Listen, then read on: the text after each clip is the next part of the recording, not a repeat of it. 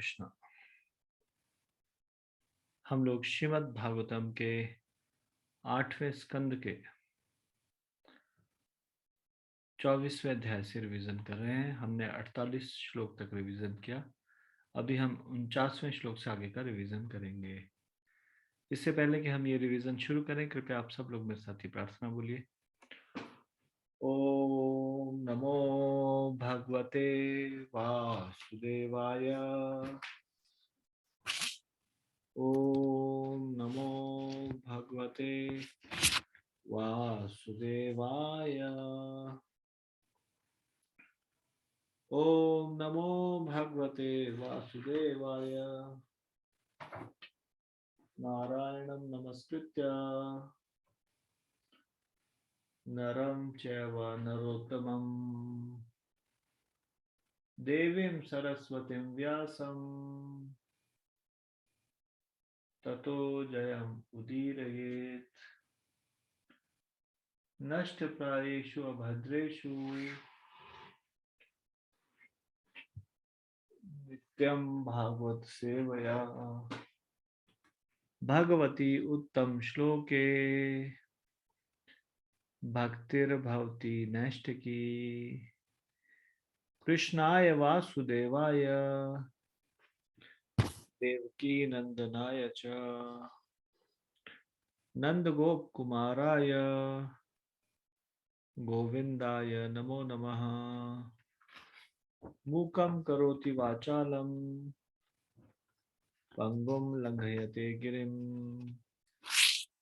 यत्कृपातमहं वन्दे परमानन्दमाधवं। श्रीचैतन्य ईश्वरं श्रीगुरुदीनतारिणं। धन्यवाद।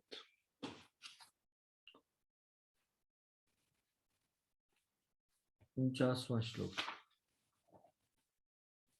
इसमें बताया गया है भगवान की कृपा और अन्यों की कृपा का कंपैरिजन किया गया है। और ये श्लोक को हम देखते हैं एक बार। इस श्लोक में बताया गया है न यत्प्रसादायुत भागलेश मन्ये च देवा गुरुवो जना स्वयं कर्तुम समेता प्रभवन्ति पुंसा।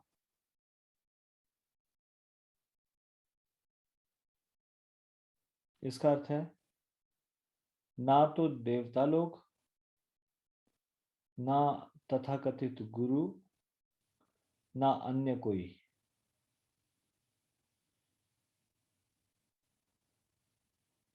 अकेले या फिर एक साथ मिलकर भगवान जो कृपा करते हैं उसका 10,000वां भाग भी कृपा नहीं प्रदान कर सकते।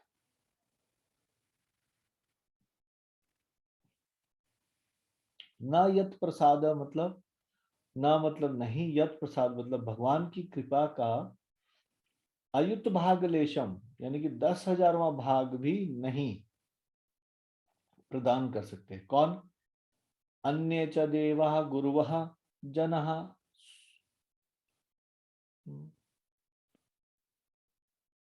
अन्य कोई लोग मिलके या फिर देवता लोग या गुरु लोग, तथाकथित गुरु लोग, या सारे लोग ये मिलके, जनः मतलब ये सारे मिलके भी ना तो स्वयं और ना समेतः कुल मिलाकर, सब मिलाकर प्रभवन्ति पुंसम भगवान के समान समर्थ नहीं बन सकते। तम ईश्वरम त्वाम शरणम प्रपद्ये। इसलिए मैं आपको आपके चरण कमलों की शरण लेना चाहता हूं। शरणम प्रपद्ये मतलब मैं आपकी, त्वाम शरणम प्रपद्ये मतलब हे भगवान, तम ईश्वरम, हे भगवान मैं आपके चरणों की शरण ग्रहण करना चाहता हूं।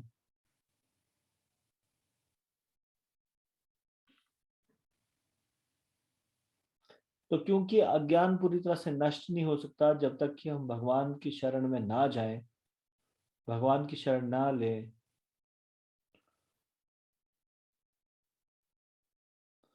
तो जो गुरु हमें भगवान की ओर ना लेके जाए, भगवान की भक्ति में आगे ना बढ़ाए, हमें उनकी शरण में नहीं जाना चाहिए। फिर 50वें श्लोक में बताया गया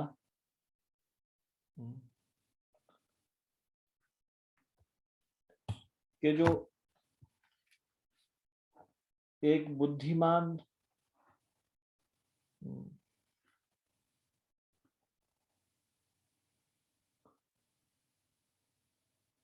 एक बुद्धिमान सीकर जो भगवान की खोज करता है और एक मूर्ख, इन दोनों में अंतर होता है।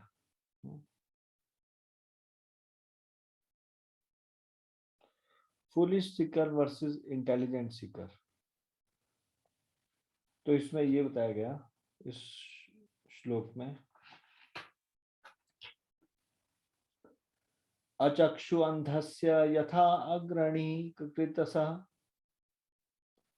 तथा जनस्य विदुषो बुधो गुरु। अचक्षु मतलब जिसमें देखने की शक्ति ना हो, वो क्या करता है? अंधस्य यथा अग्रणी कृतः तथा जनस्य आविदुषः अबुधः गुरु। जैसे एक अंधा पुरुष आगे चलने वाले को अपना नेता स्वीकार कर लेता है, उसी प्रकार जिसको अपने जीवन के लक्ष्य का कोई ज्ञान नहीं, वो ऐसे अबुधा मतलब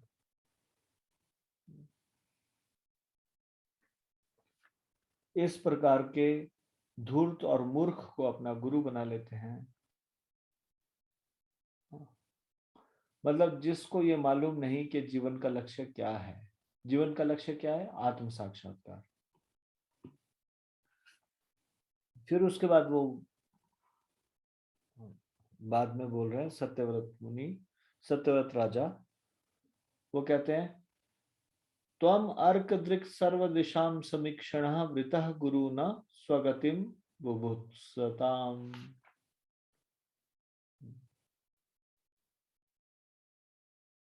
किंतु हमारा लक्ष्य आत्म साक्षात्कार है, अतएव हम आपको अपना गुरु स्वीकार करते हैं क्योंकि आप सभी दिशाओं में देखने में समर्थ हैं और सूर्य की तरह सर्वज्ञ हैं।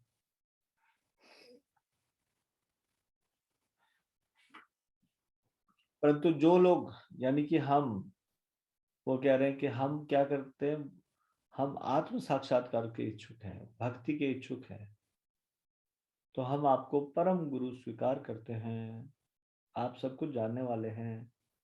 51वें श्लोक में पहले तो मूर्ख और बुद्धिमान शिष्य बोल के बारे में बता रहे हैं। अब यहाँ पे भौतिक गुरु और आध्यात्मिक गुरु, वास्तविक गुरु, उसके बारे में बता रहे हैं अगले श्लोक में, 51वें श्लोक। तो 51वें श्लोक में क्या कहते हैं?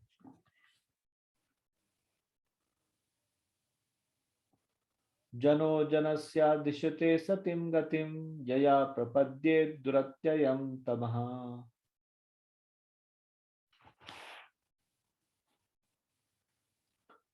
जो तथाकथित भौतिकतावादी गुरु है, वो क्या शिक्षा देता है अपने शिष्यों को? भौतिक उद्देश्यों के बारे में बताता है, आर्थिक विकास के बारे में, इंद्रिय तृप्ति के बारे में उपदेश देता है। और क्या होता है, ऐसे ज्ञान से शिष्य भी और गुरु भी, ये दोनों भौतिक संसार में पड़े रहते हैं। लेकिन फिर यहाँ पे वो बोल रहे हैं त्वं तु अव्ययं ज्ञानम अमोघम यजसा अंजसा प्रपद्यते येन जनः निजं पदम। किंतु आप शाश्वत ज्ञान प्रदान करते हैं और बुद्धिमान व्यक्ति ऐसा ज्ञान प्राप्त करके तुरंत ही अपनी मूल वैधानिक स्थिति को प्राप्त कर लेता है।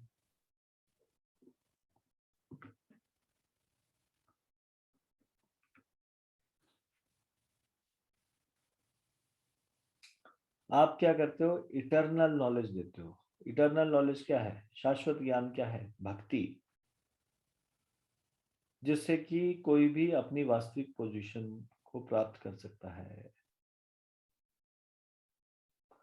फिर 52वें श्लोक में बताया गया कि जब आप सब कुछ शाश्वत ज्ञान देते हो फिर भी लोग सरेंडर क्यों नहीं करते? तो ये फिर 52वें श्लोक में बोला है।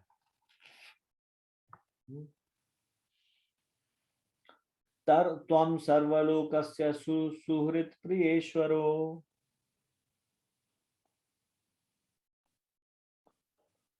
आप सबों के, हे भगवान, आप सभी लोगों के, सर्वलोकस्य, सारे लोकों, लोक और उनके निवासियों के, सुहृत, शुभ चिंतक हो, प्रिय, प्रियतम मित्र हो, ईश्वर हो, परम नियंता हो,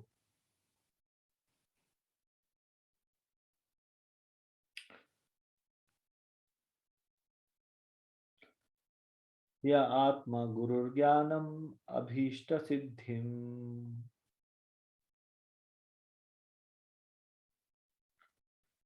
आप सब लोगों के परम आत्मा हो, परम उपदेशक हो,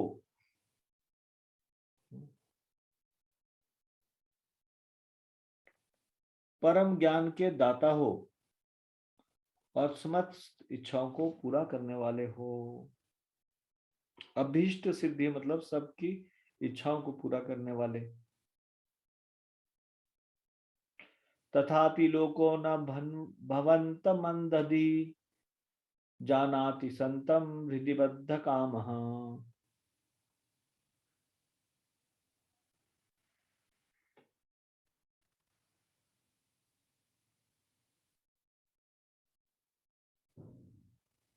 तथापि लोको न भवन्तम अंधधि, परंतु मूर्ख लोग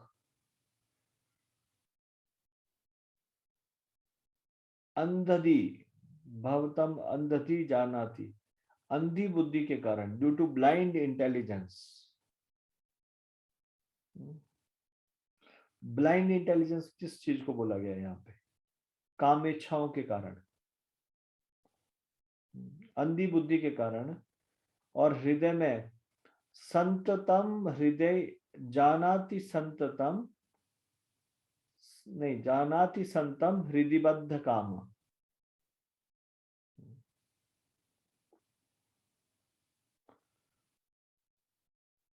हृदय में बसी कामेच्छाओं के कारण मूर्ख व्यक्ति आपको नहीं समझ पाता, मोहित हो जाता है। तो why do people not surrender? क्यों सरेंडर नहीं करते जब आप शाश्वत ज्ञान प्रदान करते हो?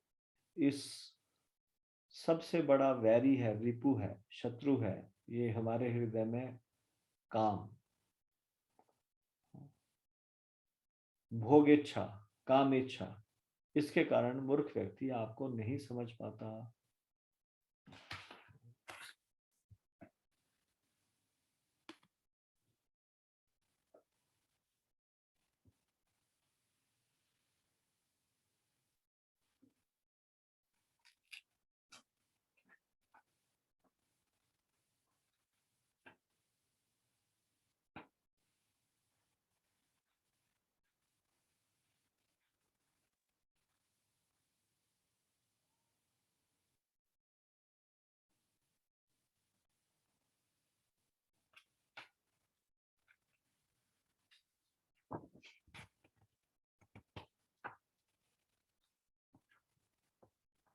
अब 53वें श्लोक में वो बोलते हैं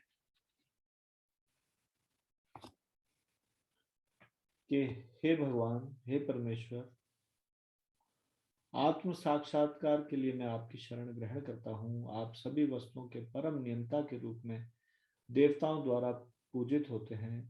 आप अपने उपदेशों से जीवन के प्रयोजन को प्रकट करते हैं। कृपया मेरे हृदय की ग्रंथि को काट दीजिए और मुझे जीवन का लक्ष्य बताइए। ग्रंथिन हृदयात विवरणम स्वम ओका। स्वम ओका मतलब मेरे जीवन का गंतव्य। विवरणु मतलब बताइए। वचो भी ग्रंथिनम हृदयात, अपने शब्दों से ग्रंथिनम मतलब गांठों को, किसके? हृदय के भीतर बंदी गांठों को काट दीजिए। इस भौतिक इच्छाओं की जो ग्रंथि है मेरे हृदय में, या फिर संसार में कुछ आनंद है, इस प्रकार की जो ग्रंथि गांठें मेरे हृदय में है, उसको आप अपने वचनों के साथ काट दीजिए। तो देखिए, ये भगवान के वचन है, शास्त्र। तो जब हम इसको समझते हैं गुरु के द्वारा, तो हमारे हृदय की काम इच्छाएं, काम की ग्रंथियां कट जाती है। फिर 54वें श्लोक से 58वें श्लोक तक भगवान मत्स्य ये शिक्षा देते हैं।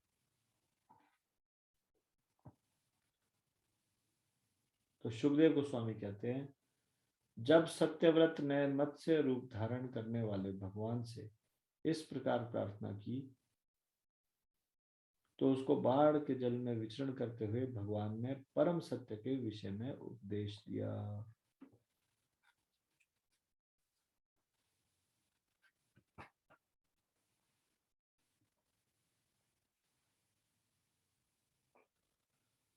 भगवान मत्स्य ने सत्यव्रत राजा को सांख्य उपदेश, सांख्य योग के ऊपर उपदेश दिया। ये सांख्य योग क्या है?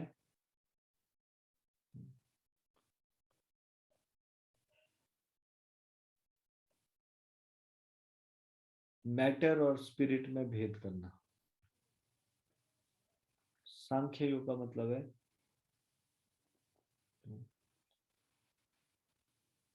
आत्मा और पदार्थ में अंतर। तो इसका उन्होंने उनको उपदेश दिया और पुराणों का भी उपदेश दिया,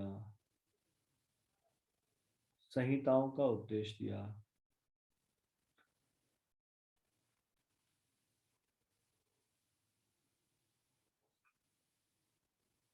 पदार्थ और आत्मा का अंतर भक्ति योग ही है। सांख्य योग भी एक तरह से भक्ति योग ही है। तो 56वें श्लोक में फिर उसके बाद बताया जा रहा है कि राजा सत्यव्रत सारे ऋषियों के साथ नाव में बैठे बैठे आत्म साक्षात्कार के विषय में भगवान के उपदेशों को सुनते हैं। ये सारे उपदेश शाश्वत वैदिक साहित्य से थे। इस तरह राजा तथा ऋषियों को परम सत्य के विषय में कोई संशय नहीं रहा। 57वें श्लोक में बताया गया, स्वयंभू मनु के काल में पिछली बाढ़ के अंत में भगवान ने हैग्रीव नामक असुर को मारा और ब्रह्मा के निद्रा से जगने पर उन्हें सारा वैदिक साहित्य प्रदान कर दिया।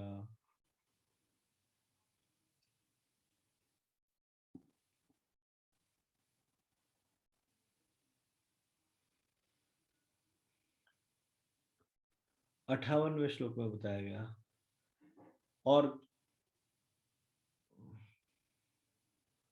भगवान विष्णु की कृपा से राजा सत्यव्रत को सारा वैदिक ज्ञान प्राप्त हो गया। चाक्षुष मनवंतर में तो पहले 57वें श्लोक में तो बताया गया कि स्वयंभू मनवंतर में क्या हुआ, हैग्रीव राक्षस को मारा और वेदों को बचाया,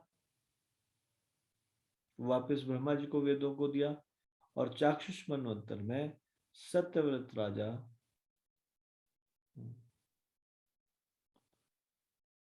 को सारा वैदिक ज्ञान प्राप्त हो गया और इस काल में उसने अब सूर्यदेव के पुत्र व्यवस्व मनु के रूप में जन्म लिया।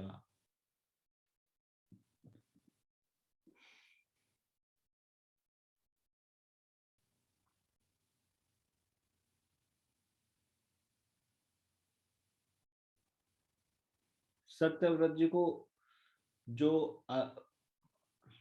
उपदेश मिले वो द्वितीय मत्स्य अवतार से मिले और उन्हें सारा आध्यात्मिक ज्ञान प्राप्त हुआ। और इससे पहले जब वेदों का ज्ञान हैग्रीवासुर ने चुरा लिया था तो वो हैग्रीवासुर को मारकर भगवान ने ये सारा वेदों का ज्ञान पुनः उनको ब्रह्मा जी को वापस ये वेद वैदिक साहित्य प्रदान किया। तो ये पूरा का पूरा यहाँ पे ये बताया गया। अब 59, 60 और 61 में फलश्रुति बताया गया है। 59 श्लोक में बोला गया है, महान राजा सत्यव्रत तथा भगवान विष्णु के मत्स्य अवतार से संबंधित यह कथा एक महान दिव्याख्यान है। जो भी इसे सुनता है वह पाप में जीवन के फलों से छूट जाता है। श्रीमद् भागवतम को सुनना अपने आप में ही बहुत श्रेष्ठ है। भाग्यशाली लोग हैं जो प्रतिदिन श्रीमद् भागवतम की कथा सुनते हैं। श्रीमद् भागवतम को सुनने से आपको मालूम नहीं आप कितना भगवान का भक्ति में तीव्रता से आगे बढ़ रहे हैं, भगवान के प्रिय बन रहे हैं। चित्रगुप्त जी ये चीज नोट कर रहे हैं, आप इतना समय श्रीमद् भागवतम श्रवण में लगा रहे हैं, सारे के सारे पाप नष्ट कर रहे हो आप अपने इस श्रीमद् भागवतम को सुनने से। कितनी बार ये आया है ना, इससे पहले भी भगवान की लीलाएं, उनको सुनने से क्या है, अनेक जन्मों के पाप नष्ट होते हैं।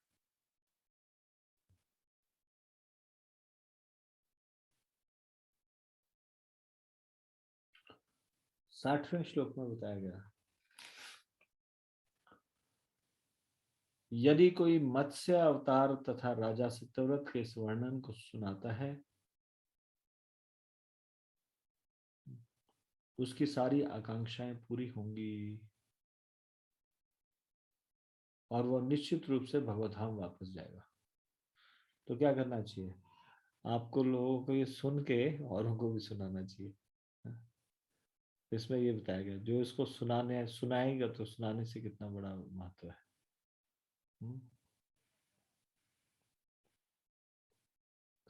अवतारम हरे यह अयम कीर्तयेत, कीर्तयेत होता है कहना बोलना।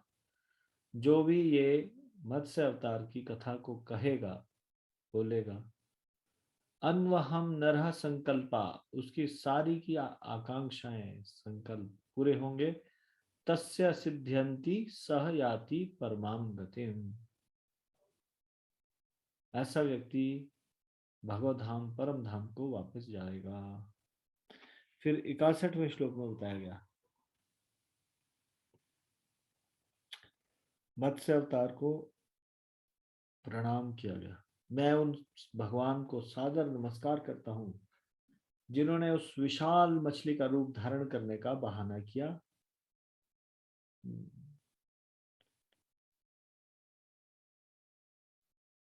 जिसने ब्रह्मा के निद्रा से जगने पर उन्हें वैदिक साहित्य वापस ला कर दिया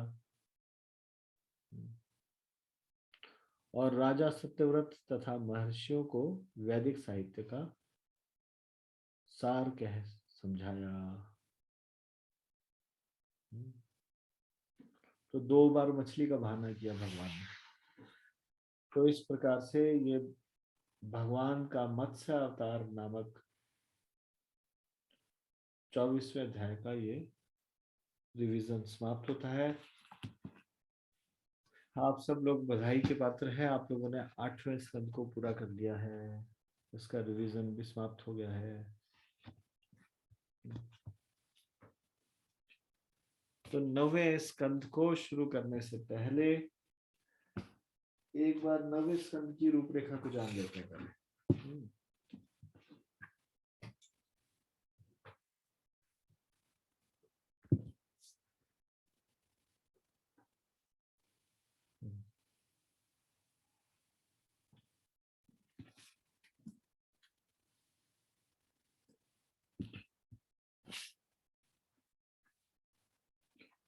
9वें स्कंद को हम 2 पार्ट्स में डिवाइड करेंगे, 2 भागों में।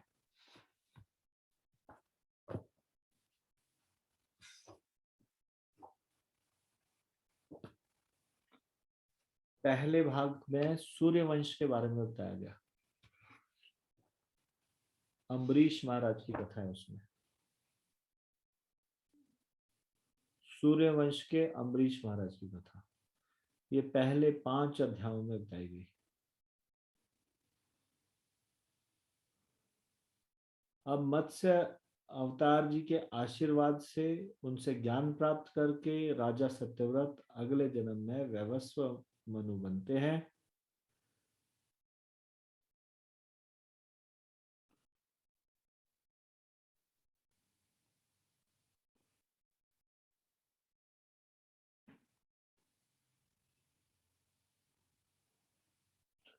उनके वंश में ही एक राजा उत्पन्न होते हैं जिनका नाम होता है अम्बरीश।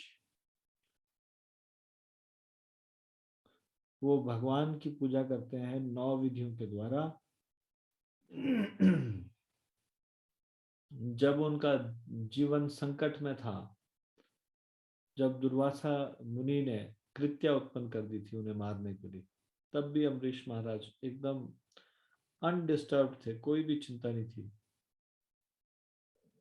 फलस्वरूप भगवान का चक्कर उनके पीछे पड़ गया। दुर्वासा ऋषि को अपनी जान बचाने के लिए तीनों लोकों में भागना पड़ा, लेकिन जहां पे भी हो जाते थे सुदर्शन चक्र उनका पीछा कर रहा होता था।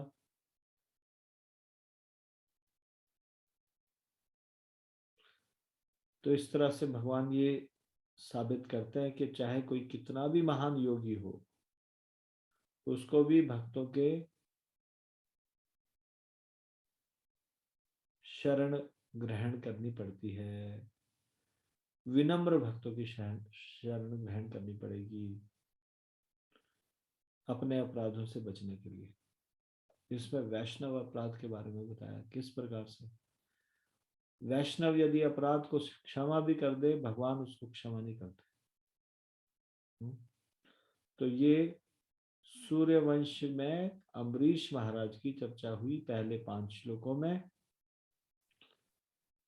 इसके 2 भाग है, एक तो है अम्बरीश महाराज। पहले भाग के 9th कैंटो में 2 पार्ट्स है।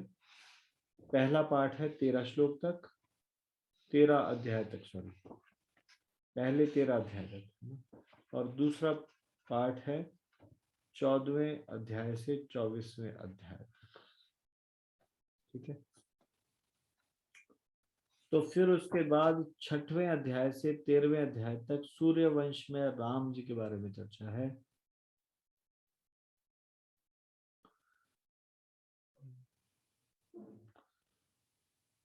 सूर्यवंश में मंधाता, हरिश्चंद्र, सगर, भागीरथ जो गंगा को पृथ्वी पर लेके आए थे, जनक, निमि और विशेषतः रामचंद्र जी प्रकट हुए।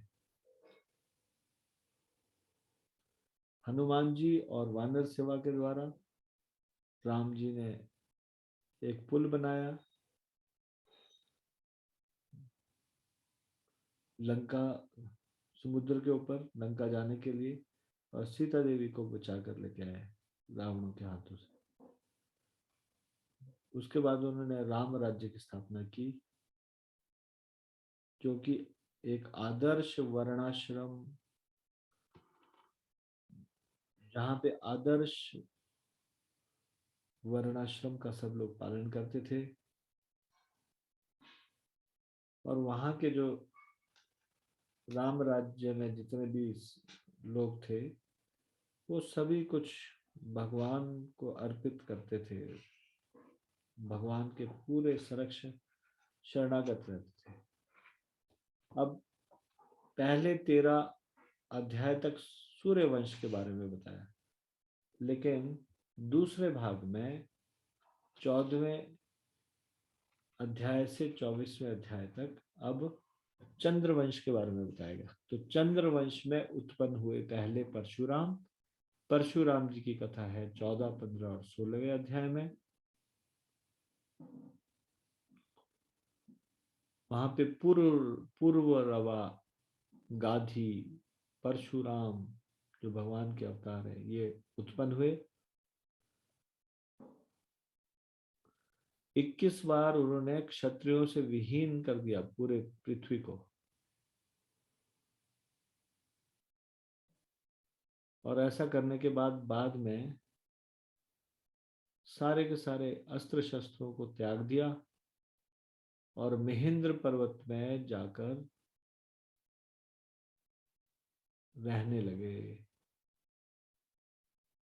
सिद्धों, चारणों और गंधर्वों के द्वारा पूजित होने लगे।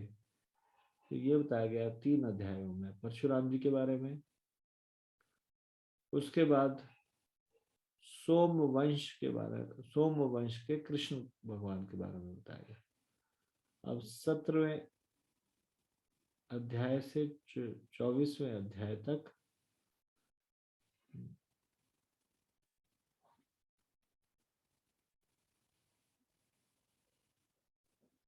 चंद्रवंश के बारे में बताया गया, जिसमें धन्वंतरी, ययाति, भगवान के भक्त यदु, पुरु, भरत महाराज, रंतिदेव, भीष्मदेव, पांडव और अंत में भगवान कृष्ण प्रकट हुए। फिर कृष्ण के बारे में फिर बहुत विस्तार से 10वें स्कंद में बताया जाएगा। तो केवल कृष्ण के बारे में पूरा का पूरा 10वां स्कंद है, जिसमें बहुत ही विस्तार से बताया गया। लेकिन अन्य जो चंद्रवंशी थे उनके बारे में 17 से 24 तक बताया गया। तो ये है 9वां स्कंद। 9वां स्कंद इस प्रकार से कुल 24 अध्याय है।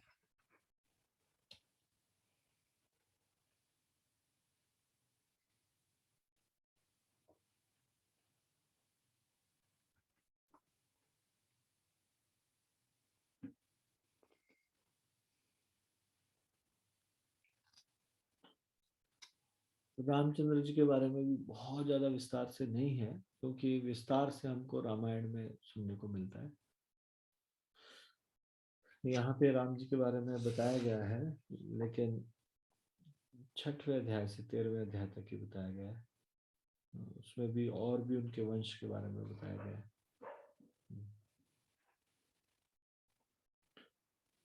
तो कल सुबह से हम लोग 9वां स्कंद शुरू करेंगे।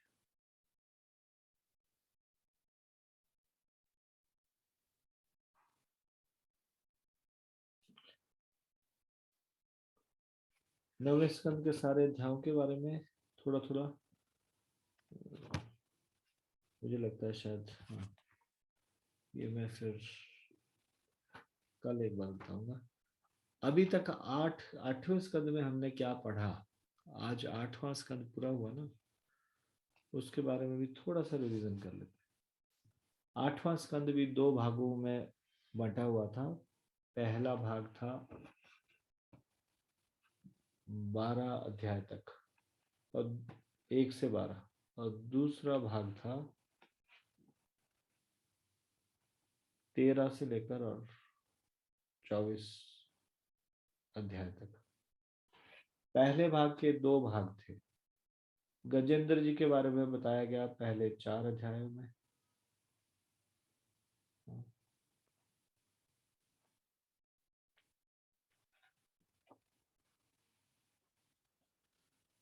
फिर उसके बाद देवताओं और दैत्यों के बारे में बताया गया 5वें अध्याय से 12वें अध्याय में। गजेंद्र जो हाथियों का राजा था, वो एक बार मगरमच्छ के द्वारा पकड़ लिया गया। मृत्यु को नजदीक देखकर असहाय अवस्था में उसने भगवान को पुकारा, प्रार्थना की कि वो मगरमच्छ से उसकी रक्षा करे। भगवान तुरंत उसकी रक्षा के लिए आए और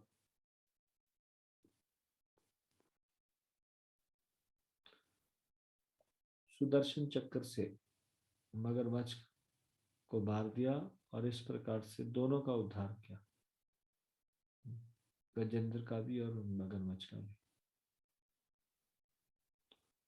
फिर 5 से 12 बताया गया था देवताओं और दैत्यों के बारे में।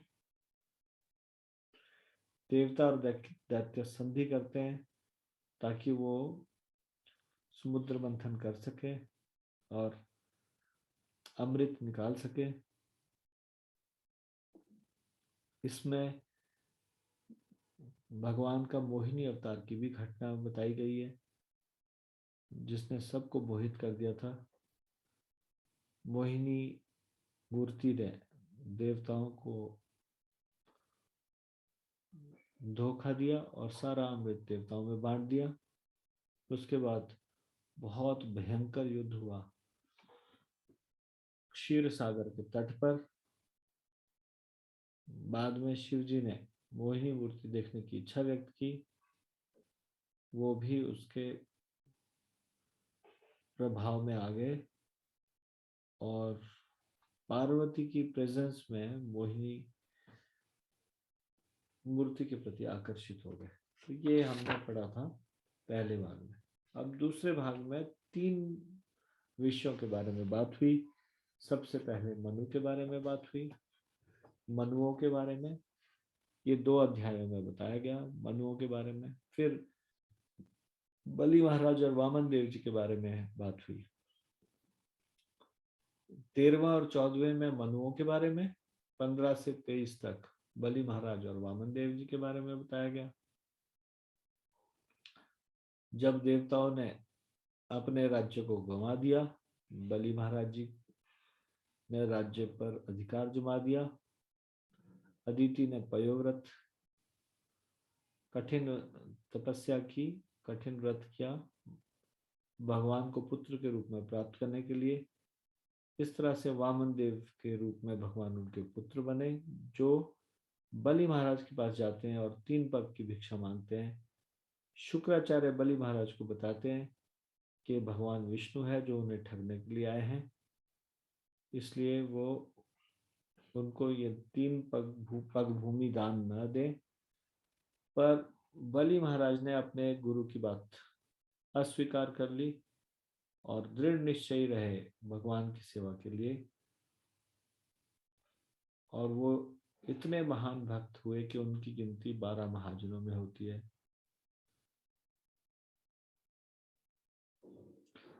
उन्होंने ना केवल अपना पूरा राज्य यानी कि पूरा ब्रह्मांड के वो राजा थे वो भगवान को दिया, बल्कि अपना शरीर भी खुद भी भगवान को समर्पित हो गए, अपने को भी भगवान को दे दिया। फिर उसके बाद मत्स्य रूप की चर्चा होती है। वो चर्चा होती है 24वें अध्याय में। तो जिस प्रकार से वामन देव जी ने एक वटुक ब्राह्मण, एक बौने ब्राह्मण से बहुत बड़ा रूप धारण कर लिया, उसी प्रकार से मत्स्य भगवान ने भी एक छोटी सी मछली से लाखों मील लंबी मछली का रूप धारण कर लिया।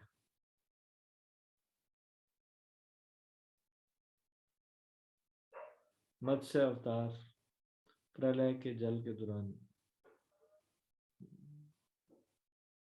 ये प्रकट हुए थे। ये बड़ा स्वरूप प्रलय के जल में प्रकट हुआ था और सत्यव्रत राजा और 7 ऋषि को बचाया था। सत्यव्रत ने राजा ने जब प्रार्थना अर्पित की तो भगवान ने उन्हें वैदिक ज्ञान दिया।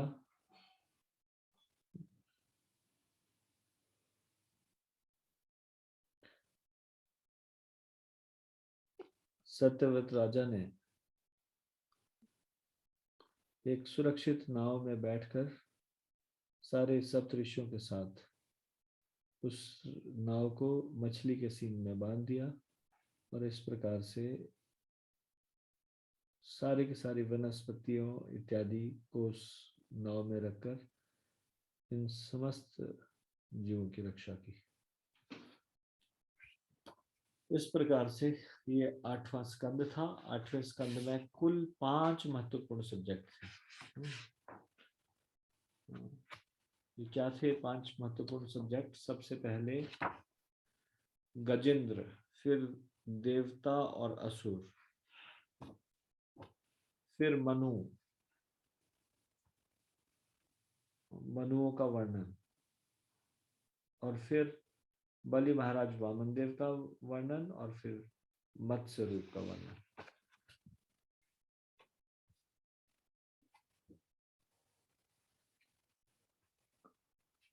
नवे स्कंद में 4 महत्वपूर्ण विषय हैं। पहले भाग में सूर्यवंश के राजा अम्बरीश, सूर्यवंश के राजा राम, उसके बाद चंद्रवंश के राजा चंद्रवंश में भगवान के अवतार परशुराम, और चंद्रवंश में ही कृष्ण भगवान। तो उससे पहले कृष्ण भगवान की चर्चा से पहले आने वाले जितने भी वंश के लोग थे उन सब का वर्णन, और फिर कृष्ण का वर्णन बहुत विस्तार से होगा 10वें स्कंद में। तो इस प्रकार से हम देखते हैं कि 8वां स्कंद हमारा पूरा हुआ। 9वां स्कंद हम कल से शुरू करने जा रहे हैं। आप सब लोगों का बहुत बहुत धन्यवाद ये 8वें स्कंद को बहुत ध्यानपूर्वक श्रवण करने के लिए। मैं इसको यहीं पे विराम देता हूँ। श्रीमद् भागवतम की जय, शिल प्रभुपाद की जय, निताई गौर प्रेमानंदे, हरि हरि बोल। आप सब लोगों का बहुत बहुत धन्यवाद। हरे कृष्ण।